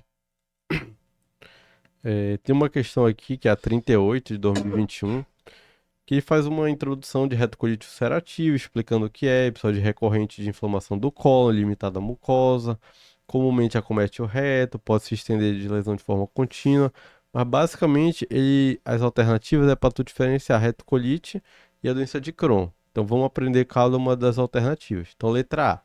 A retocolite ocorre predominantemente no reto e no sigmoide, mas nos casos mais severos pode apresentar lesões mais disseminadas, inclusive em porções mais altas do trato digestório, como estômago e esôfago. Não, tá errado, né? Isso é um ponto muito importante. Retocolite pega principalmente reto e colo. Qual é a doença inflamatória intestinal que pode pegar boca, estômago, delgado? Aí é doença de Crohn, tá bom? Então tem que ter essa diferenciação. A retocolite, ele tem um acometimento contínuo e ascendente. Então ele vai ascendendo e tu consegue delimitar bem a área acometida e a área sã, tá bom? Isso é característico da retocolite. Já a doença de Crohn, ele dá um acometimento salteado. Então ele pode acometer lá o cólon, depois o delgado, depois o esôfago. Então o acometimento salteado é do Crohn e o acometimento contínuo, em que dá pra gente diferenciar a área sã da área doente, é a retocolite, tá? Então tá errado aqui porque diz que a retocolite pega estômago e esôfago. Tá errado. Letra B. Na doença de Crohn, de forma semelhante à retocolite, as lesões são limitadas à mucosa. Não, então retocolite é mais superficial. Então pega ali a mucosa, tá bom? Pode pegar a submucosa, mas na retocolite não tem acometimento de toda a parede, tá bom? Então passou da muscular da mucosa, passou da adventícia, já é doença de Crohn. Então o acometimento transmural, que é o acometimento de toda a parede do intestino, é característico da doença de Crohn, tá bom? A retocolite é mais superficial. E por ela ser mais superficial, ela geralmente não é estenosante, ela não provoca perfuração. Pode perfurar, mas o Crohn perfura muito mais. Então não é estenosante, não faz fístula, não faz tanto abscesso, tá bom? Letra C. A retocolite apresenta manifestações extraintestinais, sendo a mais comum delas a artrite de grandes articulações. Então isso é muito importante. A gente tem que saber do inflamatório intestinal, a gente tem o acometimento intestinal e o acometimento extraintestinal, tá bom? Então extraintestinal tem que decorar 4 órgãos ali, 4 sistemas que são acometidos. Primeiro, articular. Então pode dar artrite, pode dar sacroileite, pode dar espondilite, tá bom? Segundo sistema que pode pegar olho, tá bom? Então pode pegar o quê? Pode fazer episclerite, pode fazer uveíte, pode fazer conjuntivite. Então já viu articular, olho. Que mais pode pegar? Pele, pode fazer pioderma gangrenoso e eritema nodoso. E pode pegar via biliar, que dá o quê? A colangite esclerosante primária, que é bem característico da retocolite. Então, letra C. A retocolite apresenta manifestações extraintestinais? Correto. Sendo a mais comum delas a artrite de grandes articulações, por mais que você não soubesse essa última frase, tu vai ver que na D e na E estão errados. Então, tu vai confirmar que essa tá certa. Então, bora ler. Na letra D, na retocolite as lesões são mais profundas, tá errado, né? Não é mais profundo. E com maior destruição da mucosa, com aproximadamente 85% dos pacientes evoluindo para a colectomia após 10 anos de doença. Não sabemos esse dado estatístico no momento, mas a gente sabe que não é mais profundo. Letra E. O diagnóstico de doença de Crohn deve ser suspeitado em paciente com diarreia por um período maior que 2 meses, com ou sem presença de sangramento. Gente, doença de Crohn, via de regra, vai dar sangramento na fezes. É uma diarreia invasiva, tá bom? Então, o erro aqui está nessa questão com ou sem presença de sangramento. Então, sobra a letra C, que é falando das manifestações extraintestinais da retocolite. Lembrar, pele, olho, articulação e via biliar. Essas 4, tá bom? Beleza, para 2024 agora, questão 21, uma questão extremamente atual. Resumidamente, é um paciente diabético, paciente DM2, hipertenso, há 8 anos, 54 anos, em uso de dapagliflozina 10mg, valsartan 320mg, metformina e rosuvastatina 20mg. Beleza, ele está com uma glicado de 6,7, uma TFG de 80, com LDL de 60 e uma microalbuminúria um pouco maior que 300. A gente quer saber que medicação eu posso colocar para dar uma freada nessa piora da função renal com o progredir dos anos para o paciente. Letra A, dobrar a dose de rosuvastatina, acredito que não se encaixa nesse momento aqui. Dobrar a dose de dapagliflozina, não, está na dose já adequada, que é de 10mg dos estudos. Associar ninagliptina, também não. Letra D, associar finerenona, essa é a alternativa correta, depois a gente vai voltar para ela. Letra E, associar captopril, o paciente já está usando BRA. A gente sabe que não se associa IECA em paciente com BRA. Ou é BRA ou é IECA e já estava na dose máxima de 320. Beleza, finerenona, mas que medicação é essa? Muita gente não sabe, só conhece a espironolactona. Mas a finerenona é um antagonista da aldosterona seletivo não esteroidal. Ele está crescendo muito seu uso porque ele virou um modificador de doença na doença renal crônica. Antigamente, basicamente, o que se tinha era o IECA ou o BRA, né, que a gente utilizava para frear a doença renal. Depois veio os ISGLT2, que geralmente usa dapaglifosina, empagliflozina. E agora surgiu, já tem alguns anos na verdade, a finerenona. A finerenona tem indicação de utilizar com uma TFG maior que 25, né? Do paciente estava 80. Naquele paciente que tem uma albuminúria maior que 30, e do paciente estava maior que 300. E além disso, o paciente tem que estar com dose otimizada de ECA ou de BRA. E o paciente estava com uma valsartana de 320. Então, perfeito. Então, a finerenona tem indicação de frear a doença renal crônica, mas exclusivamente do diabetes. Ela entra como terceira dose modificadora de doença na doença renal crônica, especificamente no diabetes. Tem uma outra droga que não tá aqui, eu acho importante falar, porque isso é atual, né? Que é os análogos do GLP-1. A semaglutida, saiu um trabalho esse ano, que é o Flow, que mostra que consegue frear a doença renal crônica do diabetes. O CADIG 2024 acabou saindo um pouquinho antes desse trial, mas fica a informação aí. A gente tem 4 drogas para utilizar na doença renal crônica. 2 que são gerais, que é o IECBRA para qualquer doença renal crônica. Os ISGLT2, como a dapagliflozina e empagliflozina também para qualquer doença renal, não só do diabetes, exclusivamente do diabetes. A finerenona e a semaglutida, tá? Um assunto que eu estava separando e identifiquei que é um ponto fraco de muitas pessoas, né, fugindo aqui da clínica, da preventiva, que é em pediatria, né, cardiopatias congênitas. A gente sabe que não cai tanto nas provas, mas na UEPA ele tem uma certa prevalência, inclusive, caindo sequencialmente nos últimos 5 anos. Então, só trazendo alguns conceitos básicos que vocês podem relembrar, principalmente a gente sabe que não consegue revisar tudo, nem não dá tempo, é muita coisa, e principalmente esse assunto que é difícil, né? Mas com alguns conceitos a gente consegue relembrar esse assunto complexo, né? Então, quando a gente pensa em cardiopatias congênitas na criança, né, um assunto de pediatria, a gente tem que identificar, primeira coisa, é uma cardiopatia cianótica ou acianótica, né? Como é que eu penso para entender? A cardiopatia cianótica, a gente vai ter o lado esquerdo do coração sendo inundado, sendo contaminado pelo lado direito, né? O sangue do lado direito, que é desoxigenado, ele vai estar através de um shunt, inundando o coração esquerdo e levando esse coração através do ventrículo esquerdo para os demais órgãos, né, para o corpo, de forma desoxigenada. Então, o shunt que vai causar uma cardiopatia cianótica, ele vai ser um shunt que vai ser direita para a esquerda. E quais são as cardiopatias cianóticas?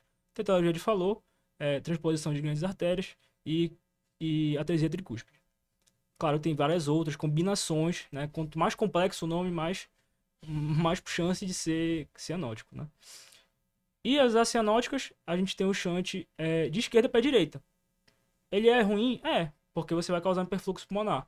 Mas, de qualquer maneira, ele não vai prejudicar a oxigenação do sangue do corpo, né? Uma vez que você está só jogando o sangue oxigenado para o lado direito do coração. Você não está fazendo o contrário, né? Que vai causar realmente uma cianose. Então, essas cardiopatias acianóticas são principalmente 4. A comunicação interventricular, comunicação interatrial, persistência do canal arterial e o defeito do septo atrioventricular, né? Só com isso em mente, a gente consegue acertar algumas questões e com o conceito que eu acabei de falar. Se você tem sangue proveniente do lado direito, do lado esquerdo, contaminando, entre aspas, né, o lado direito do coração, inundando o lado direito através de um shunt, essa quantidade maior de sangue vai chegar para a circulação pulmonar e vai causar hiperfluxo pulmonar. Então a gente sabe que essas cardiopatias, em geral, também elas têm hiperfluxo pulmonar, que já é outra classificação. Sobre alguns conceitos chaves aí de cada uma delas. A comunicação interatrial,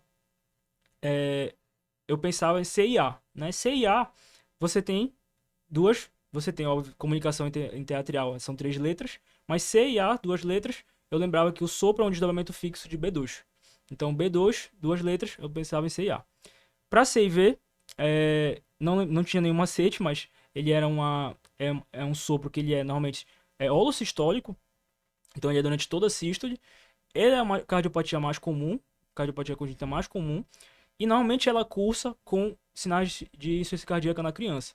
Então a criança ela cursa com sinais ali de aumento da palpação hepática, dispneias mamadas e também estertor crepitante na ausculta.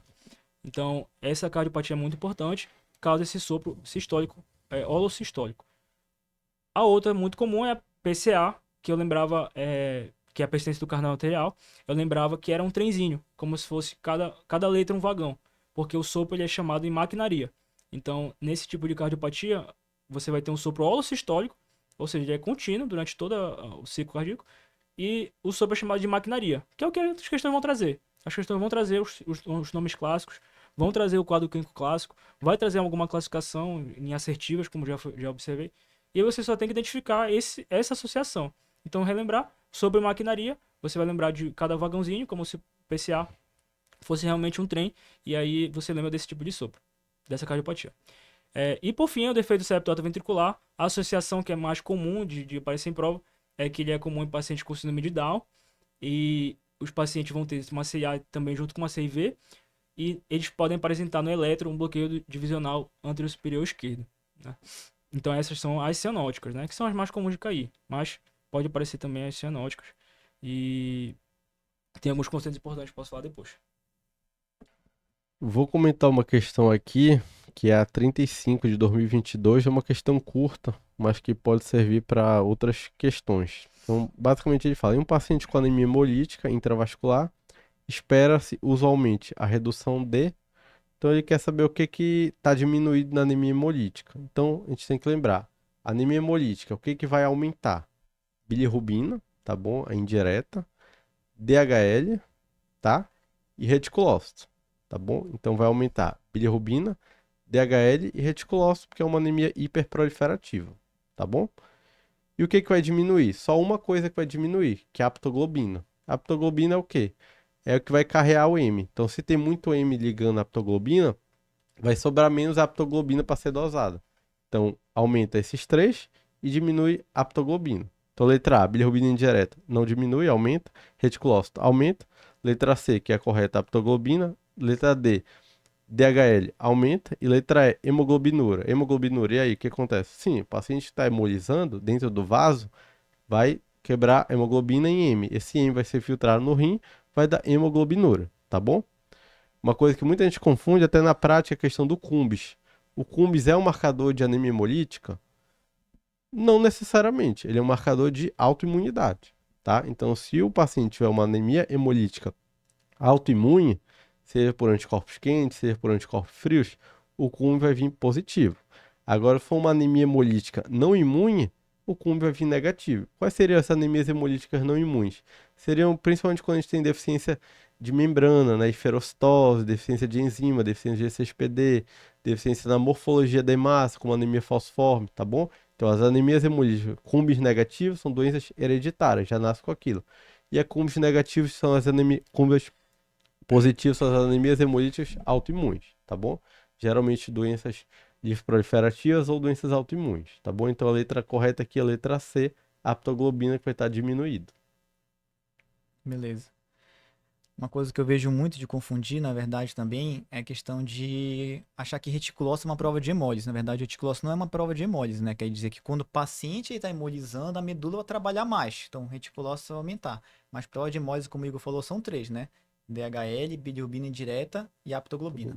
Beleza. Agora, um assunto extremamente complexo, né? Cobrar no R1 eu acho um absurdo, mas está aqui, a gente vai revisar. A amiloidose cardíaca. E o pior, a questão de amiloidose cardíaca começa com uma canção do Gilberto Gil. Mas beleza, né? Bora pular a parte da canção que eu sei que eu acho que o Vitor e o Igor não cantam, né? Nem eu, muito mais. Mas beleza, bora lá. Ele quer saber qual é a incorreta. É bom porque a gente pode ler a questão e a gente vai lembrando os conceitos, né? Mas só para entender, acho que o geralzão assim, a amiloidose, na verdade, é uma doença causada por um depósito de umas proteínas em que teve uma rotação errada por causa de uma deposição de fibras amiloides. Que essas proteínas como se girassem errado e ficasse meio deficiente e infiltra alguns órgãos e tecidos. Isso é chamado de amiloidose. A amiloidose a gente tem que saber que tem dois tipos principais, que é a AL, que é por imunoglobulina leve, e a TTR, que pode ser hereditária ou adquirida com o tempo, geralmente com envelhecimento. Beleza, então bora lembrar um pouquinho nas alternativas. Letra A. Alguns dos achados clínicos que podem aumentar a suspeição para a doença são a presença de macroglossia, perfeito, púrpura periorbitária, perfeito, e insuficiência cardíaca de fração de ejeção preservada. Então, a amiloidose é muito clássico fazer isso. A amiloidose que faz isso é a amiloidose AL, pode fazer macroglossia, pode fazer púrpura periorbitária, pode fazer uma IC, também pode pegar o rim, pode fazer hepatomegalia e fazer neuropatia periférica. Então, tá tudo ok aqui, tudo perfeito. Letra B. Em alguns casos, o diagnóstico pode ser confirmado através da biópsia de tecido periférico. Ótimo. Um coração vermelho do Congo. Perfeito. Com birrefringência sobre luz polarizada, que é o método para determinar a proteína amiloide tecidual. Esse não tem erro. amiloidose pode sair por biópsia. Biópsia é basicamente de qualquer órgão que ela está cometendo. Pode ser cardíaco, pode ser renal, pode ser de gordura abdominal, vai depender do caso clínico específico do paciente. Bora pular C. Letra D. Mutações genéticas estão associadas a uma grande variedade de manifestações clínicas que refletem o depósito de proteína em diferentes tipos de tecidos, podendo haver envolvimento misto do coração e do sistema nervoso periférico. Também perfeito. Já falei, amiloidose a gente tem 2 grandes tipos. Um dos tipos, amiloidose ATTR. A forma hereditária, a forma genética, ela pega classicamente coração e nervo periférico, que ela quer dizer aqui na alternativa D. Tá perfeito também. Letra E. Atualmente já existem testes moleculares que detectam mutações genéticas, perfeito? E podem ser úteis para promover aconselhamento genético e identificar membros de família em riscos. Aqui a gente está falando da TTR hereditária, no contexto da forma hereditária da doença. Tem tratamento e pode ter teste genético. Tem até uma droga que é o Tafamidis, né? Algo muito específico, por incrível que pareça, já vi cair em prova de R1, citando qual é a droga para tratar a amiloidose ATTR. Aí bora voltar para a letra C, que a gente excluiu, né? Obviamente essa é a errada.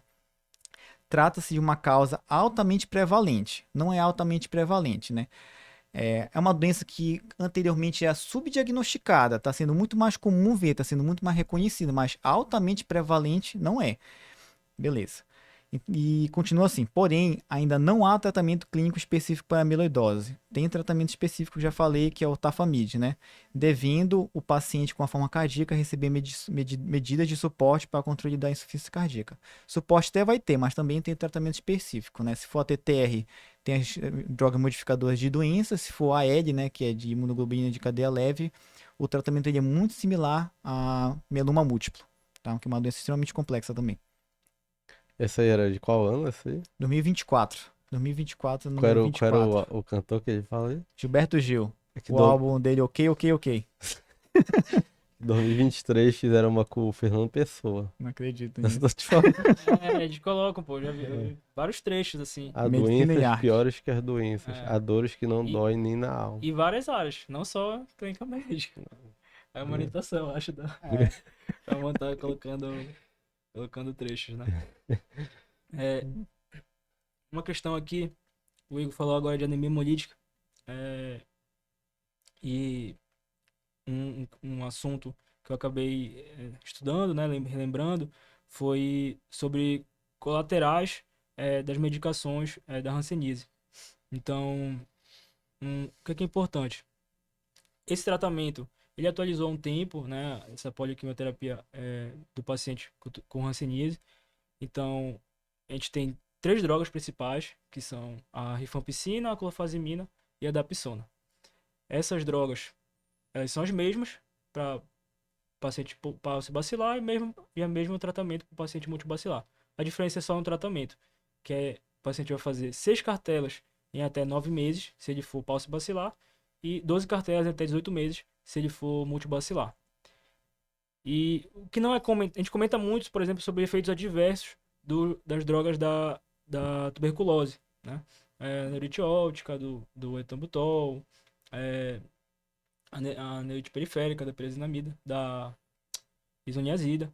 Mas a gente não fala tanto sobre os efeitos adversos da hanseníase, que foi o que ele trouxe aqui, uma questão até maldosa, mas revisando e trazendo esse conceito que é simples, mas é importante, que eventualmente pode parecer. Quais são esses efeitos adversos, né? Dessas 3 drogas, a gente tem algumas orientações pelo Ministério da Saúde. Então, a rifampicina, o principal efeito que ele relata, né, nos pacientes é uma urina mais avermelhada, né, que você não vai fazer nenhuma conduta, só acompanhar e depois que o paciente finalizar o tratamento, ele vai melhorar espontaneamente desse efeito adverso. Outro efeito relacionado à pigmentação, que é o que ele menciona aqui, está muito associado à clofazimina, que é uma pigmentação mais escurecida, né, às vezes azulada.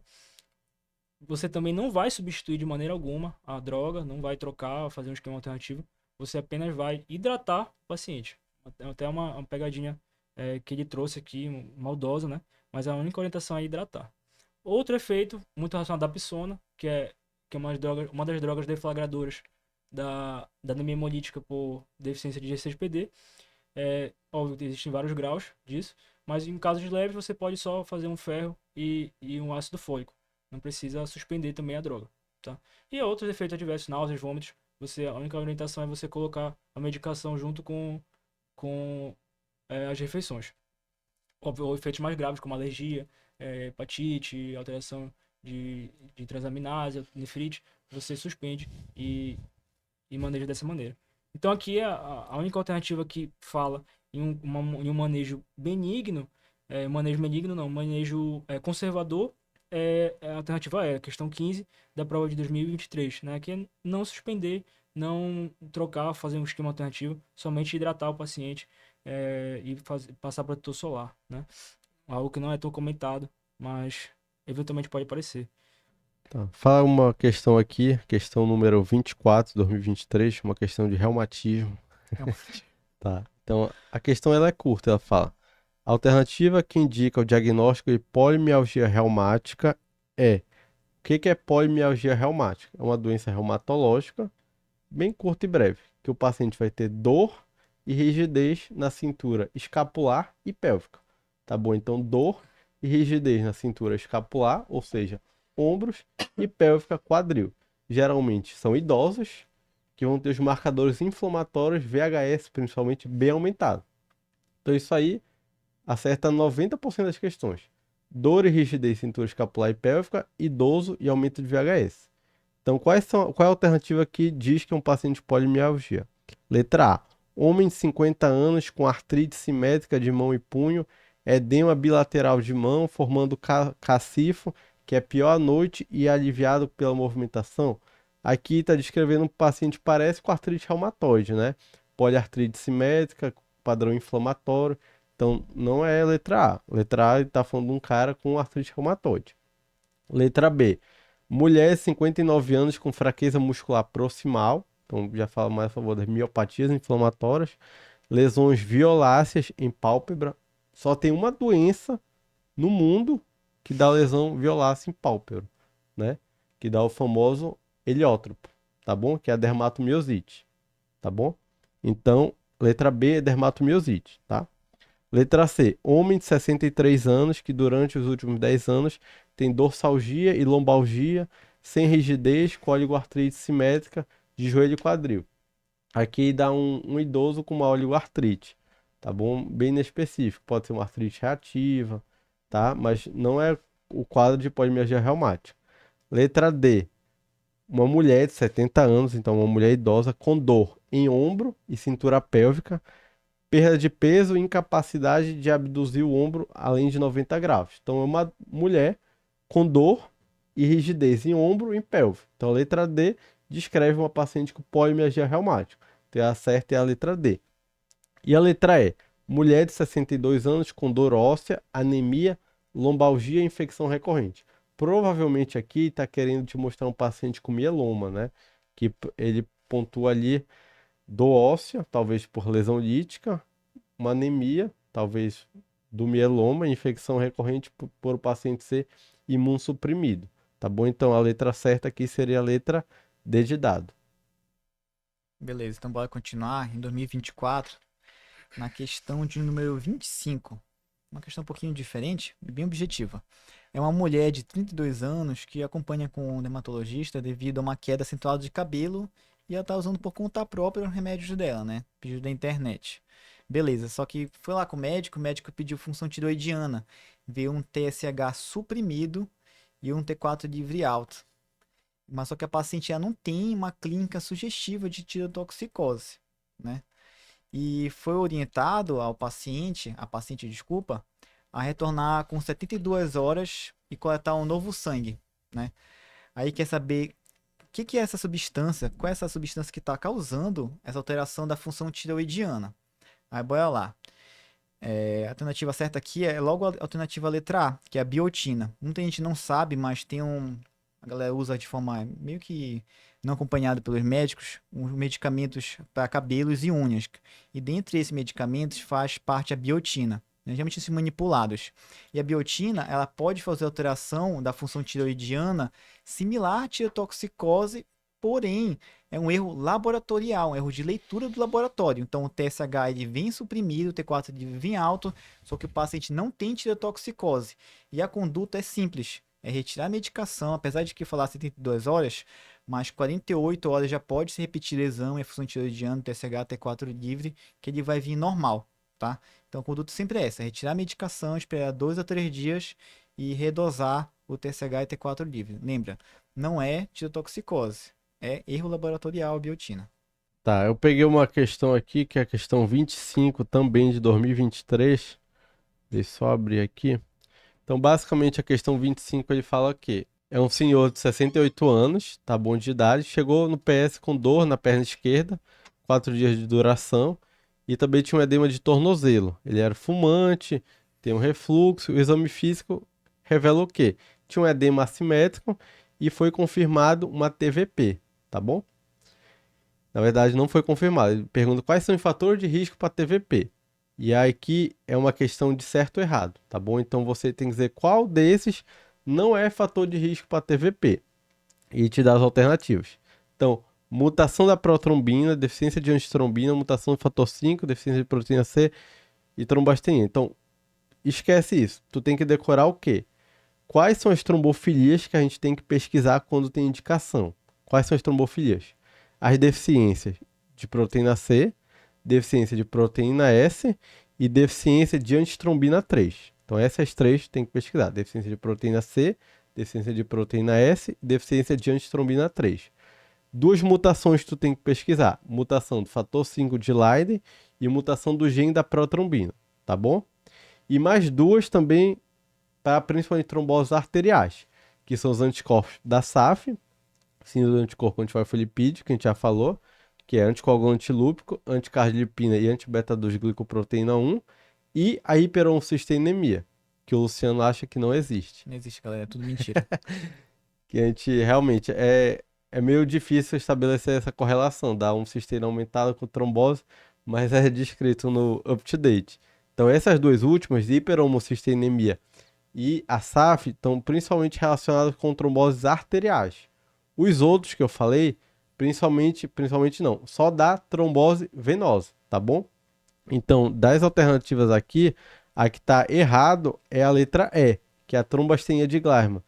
Isso aqui é um defeito na plaqueta, tá bom? É um defeito na função plaquetária. Então, não tem nada a ver com coagulação. Então, o defeito na plaqueta não vai predispor a trombose, tá bom?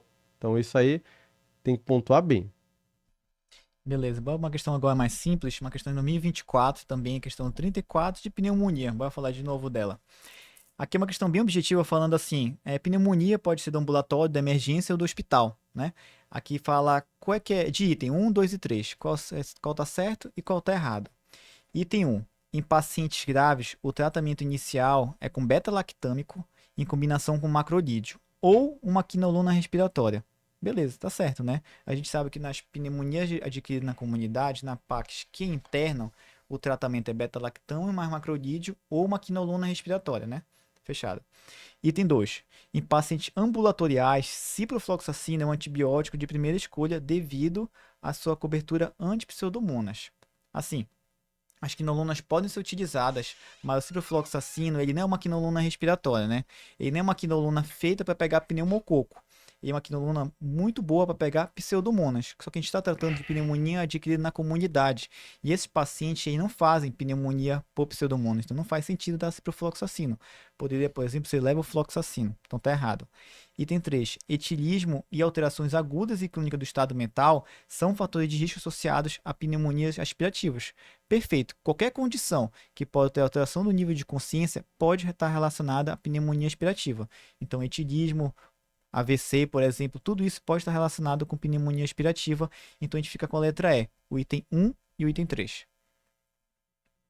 Vou comentar aqui uma questão, que é a questão 33 de 2023, que é uma questão de urgência e emergência, uma questão de AVC, que é a chance de cair, e é uma obrigação de todo clínico tem que saber manejar AVC. Então, bora para a questão. Durante o atendimento de um paciente com rebaixamento de consciência no departamento de emergência, a principal suspeita foi o AVC. Após a realização de TC e exclusão de hemorragia, foi considerada indicação de trombólise. Então, indicou trombólise. Com base nisso, é correto afirmar que, letra A, quando indicada, a trombólise não deve ser precedida da medida de glicemia, exceto em pacientes diabéticos. Não. Todo paciente com déficit focal tem que ter um destro medido, que é a glicemia capilar. Por quê? A hipo e a hiperglicemia podem mimetizar AVC, tá bom? Então, todo paciente que adentra, não é nem com déficit focal, com alteração de nível de consciência, tem que ter um destro. Então, a letra A está errada, tem que ter o destro. Letra B. Não é recomendado dosagem de plaquetas ou coagulograma, exceto na suspeita de distúrbio prévio da coagulação. Essa aí, por enquanto, a gente guarda. Tá na dúvida, deixa ela guardada.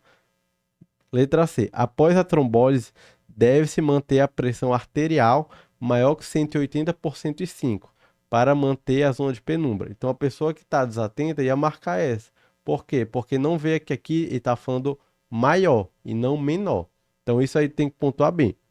O paciente não vai trombolizar, a pressão tu tem que manter é menor que 185 por 110. Trombolizou, as próximas 24 horas pós-trombólise tem que ser menor que 180 por 105. Então diminui 5, tanto da sistólica quanto da diastólica, tá bom? E essa pressão tem que ser mantida nas primeiras 24 horas, menor que 180 por 105 pós-trombólise, tá bom? E se o paciente não tiver indicação de trombolizar, a gente tem que manter menor que 220 por 120. Então, qual é a pergunta que a gente vai fazer? Quanto está a pressão arterial? Pressão arterial está menor que 185 por 110, eu posso trombolizar. Trombolizou, tem que ser menor que 180 por 105, tá bom?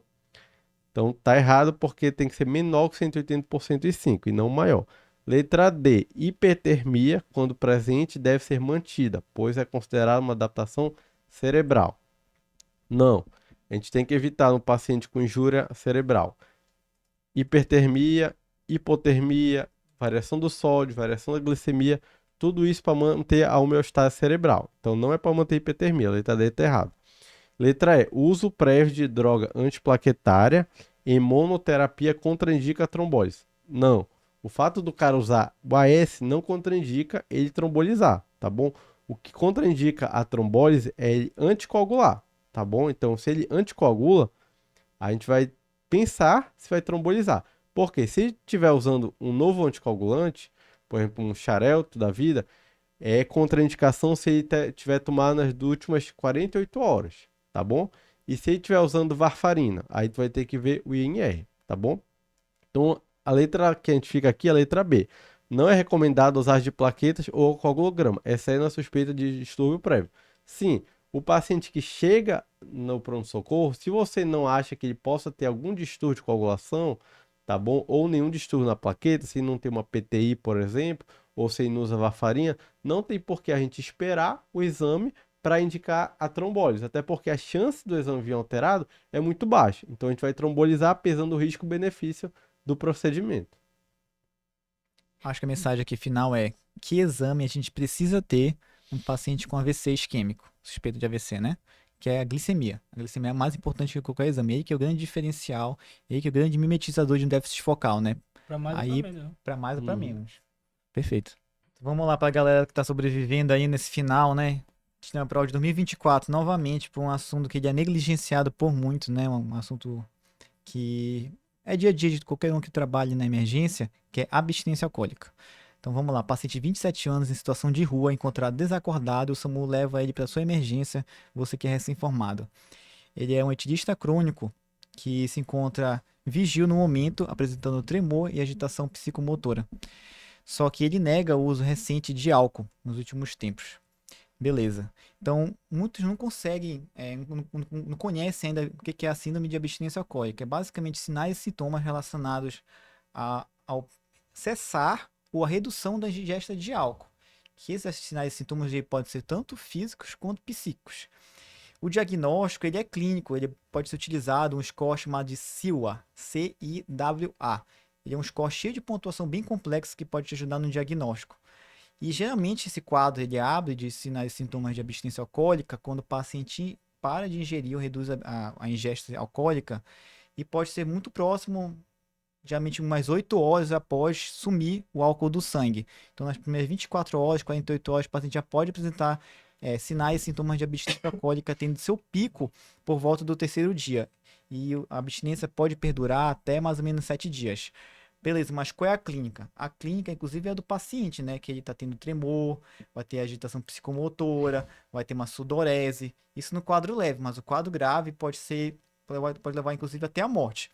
O paciente pode ter convulsões, pode ter arritmia cardíaca, pode ter alucinações, geralmente são visuais, podem ser auditivas, e tem uma condição final que é chamada de delirium tremens. Geralmente ocorre do segundo ao quarto dia. Nesse nível de gravidade, o paciente vai ter uma alteração importante do nível de cognição, vai ter alucinações severas, vai ter uma agitação psicomotora importante, vai apresentar hipertensão, vai apresentar taquicardia, pode ter até febre, uma sudorese protusa. E a mortalidade nesse caso pode chegar inclusive a 5% dos casos, mais ou menos de 10 a 20% se não houver nenhum tratamento. Beleza, depois de fazer esse resumo, bora voltar à questão. A gente vai ler do E para o A, de baixo para cima. Letra E, tremor é pouco frequente na síndrome de abstinência alcoólica. Já errou, né? Tremor é um dos achados clássicos da abstinência alcoólica. E ele fala que por esse tremor ser pouco frequente, reforça a hipótese de tratar de uma libação alcoólica. Não, não é nada a ver. O paciente ele falou mesmo que estava sem tomar álcool e ele está com tremor, que é um achado clássico de abstinência alcoólica. Agora para a letra D. Devido ao quadro de agitação psicomotora, a síndrome de abstinência alcoólica é um diagnóstico de possibilidade remota. Não, né? É um quadro clássico de abstinência alcoólica, porque ele fala aqui que tem que ter sonolência. Na verdade, o contrário, o cara vai estar agitado, o paciente. Letra C. Na síndrome de abstinência alcoólica, é uma possível causa para o quadro é a diarreia e hipotensão arterial. Não é hipotensão arterial. O paciente na abstinência alcoólica ele fica ao contrário, ele fica hipertenso. Então tá errado também. Letra B. Na síndrome de abstinência alcoólica costuma ter evolução benigna, não sendo relatados casos graves. Espera lá, né? A gente conhece que tem a síndrome de abstinência alcoólica grave, que pode dar convulsão, que pode dar arritmia cardíaca, que tem uma mortalidade de mais ou menos de 5%. Então, não, sim, pode ser um caso grave e pode inclusive levar até a morte. Letra A. Síndrome de abstinência alcoólica é uma possível causa para o quadro e, caso o delírio esteja presente, trata-se de um estado de abstinência alcoólica com delírio. Aqui eu acredito que esteja falando de delirium tremens, não do delírio que a gente vê no idoso frágil, né? Aqui, delírio tremens, só para falar novamente, geralmente o segundo ou quarto dia, um paciente extremamente grave, com agitação psicomotora, pode ter convulsão, arritmia, febre, taquicardia, sudorese. Então, é um quadro de máxima gravidade da síndrome de abstinência alcoólica. E o tratamento para ela, para finalizar, é com benzodiazepínico. Vou comentar aqui uma questão de 2024-27, que é uma questão que fala o quê? Um paciente jovem que está tratando de linfoma não Hodgkin. Quando tu vê assim, ele dando esse tipo de informação muito específica, o linfoma não Hodgkin, já tem que perguntar, por que será que ele está me dando essa informação? E ainda fala, com uma presença de massa tumoral volumosa. Pô, ele ia soltar do nada que é um linfoma não Hodgkin, com a massa tumoral volumosa, alguma coisa ele quer de ti. Aí ele fala que começou a quimioterapia, 5 dias depois da quimio, confusão mental, desidratação e crise convulsiva. E aí tu tá suspeitando de síndrome de Lies tumoral. E aí ele pergunta o que vai estar reduzido na síndrome de Lies tumoral. Então é só a gente raciocinar em cima da fisiologia. O que é Lies tumoral? Lise tumoral são as células tumorais, né, que vão lisar, vão quebrar. Se está quebrando a célula, vai sair tudo que tem dentro da célula, vai para fora. E o que tem dentro da célula? Ácido úrico, fósforo e potássio, tá bom? Então, na síndrome de Lies tumoral, a gente vai ter uma hiperuricemia, uma hiperpotassemia e uma hiperfosfatemia, tá bom? São os 3 eletrólitos que aumentam na síndrome de Lies tumoral. Geralmente ocorre, nesses tumores hematológicos, que tem uma replicação muito rápida, massas muito grandes, porque quanto mais célula morrer, mais vai aumentar esses eletrólitos. Então, o que vai aumentar? Ácido úrico, fósforo e potássio. Só que o que acontece? O fósforo, ele liga onde? No cálcio. Por isso que o único que vai estar baixo é o cálcio, tá bom? Então, a letra certa aqui é a letra C, que é cálcio, tá bom? E lembrar que a síndrome de Lies tumoral, a gente tem uma alteração laboratorial, né? E tem alteração clínica, tá bom? Quais são as alterações clínicas da síndrome de Lies tumoral?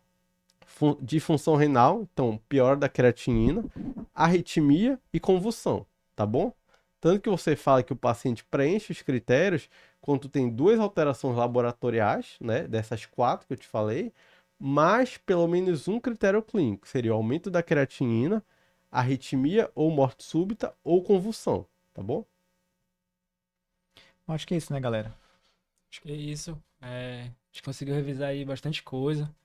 Foi bem complexo, bem extenso, mas muitas coisas aqui foram até um pouco aprofundadas, visto que tem sido cobrado alguns assuntos aprofundados. Então, é importante a gente falar, relembrar o que eu tenho certeza que muita coisa vocês já sabiam, mas se a gente puder somar, se a gente puder agregar para você, tanto para a vida, mas principalmente para a prova, que vai ser amanhã, seria ideal, né? Seria muito bom. Então, desde já, boa prova a todos. É, podem contar conosco para qualquer coisa. E, enfim, que dê certo, né? Sucesso. E quem quiser também mandar de forma individual, que a gente comente alguma questão, pode mandar no nosso privado, nosso Instagram, nosso WhatsApp. Ah, não entendi tal questão, queria um comentário daquela questão. A gente sabe que os cursinhos, né, eles nem sempre disponibilizam para nossas bancas, né, UEPA, Federal, Cesupa. A gente tem muitos comentários das provas de fora, né, principalmente São Paulo. Mas as provas do Pará ainda carecem um pouco desses comentários robustos, detalhados. Então é importante a gente também ter essa demanda de vocês. Ah, eu queria que vocês comentassem essa questão. Isso é muito importante para a gente também. Acho que é isso. Eu queria agradecer também pelo convite aqui desses 2 mentores aqui, do Igor e do Vitor. Tenho certeza que vão brilhar. São 2 pessoas de confiança. Espero que tenham gostado e, como o Igor falou, né, está aqui para ajudar. Então, se tiver alguma pendência também, estou disponível para ajudar no que for necessário que vocês quiserem.